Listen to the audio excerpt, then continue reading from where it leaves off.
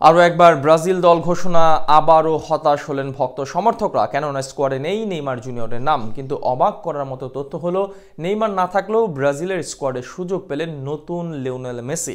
তাকে ছাড়াও রাখা হয়েছে আরও বেশ কিছু চমক, যাদের নিয়ে বিশ্বকাপ বাছাই পর্বের লড়াই মাঠে নামবেন কোচ দরিভাল জুনিয়র।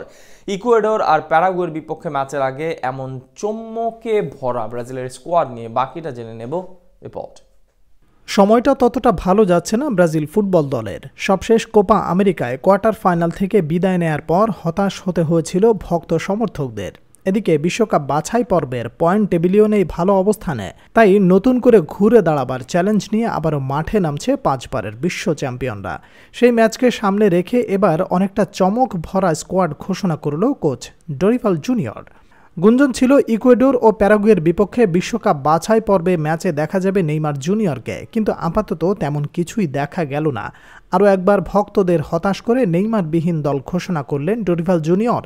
তবে নেইমার না থাকলেও অবাক করার মতো বিষয় হলো, ব্রাজিল দলের সুযোগ পেয়েছেন লিওনেল মেসি।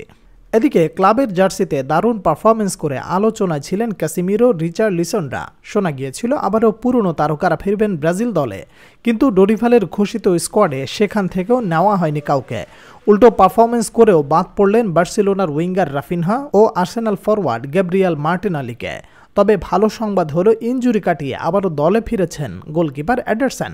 তাকে ছাড়াও স্কোয়াডে রাখা হয়েছে অ্যালিসন বেকার ও বেন্টোকে। এদিকে প্রথমবারের মতো ব্রাজিল দলে ডাক পেয়েছেন ছোট মেসি খ্যাত 17 বছর বয়সী ফরওয়ার্ড স্তাভিও উইলিয়ামস। ব্রাজিলিয়ান ক্লাব পালমেইরাসের একাডেমি থেকে গত বছরের ডিসেম্বরে মূল দলে অভিষেক হয় তার। এখন পর্যন্ত 21 ম্যাচ খেলে মাত্র 5 গোল করলেও তার দুর্দান্ত ড্রিবলিং ও ফুটবল প্রতিভায় মুগ্ধ সবাই।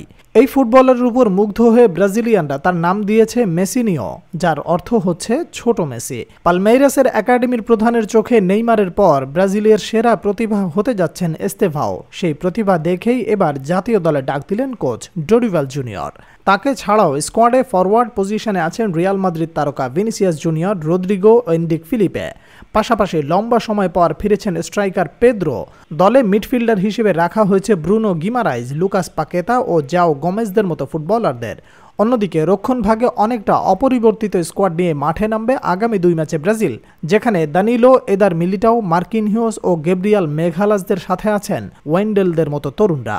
আগামী 26 সেপ্টেম্বর ঘরের মাঠে বিশ্বকাপ বাছাই পর্বের পরবর্তী ম্যাচে ইকুয়েডরের মুখোমুখি হবে দরিভাল জুনিয়রের দল। 4 দিন পর আরেক ম্যাচে প্যারাগুয়ের সাথে লড়বে 5বারের বিশ্ব চ্যাম্পিয়নরা।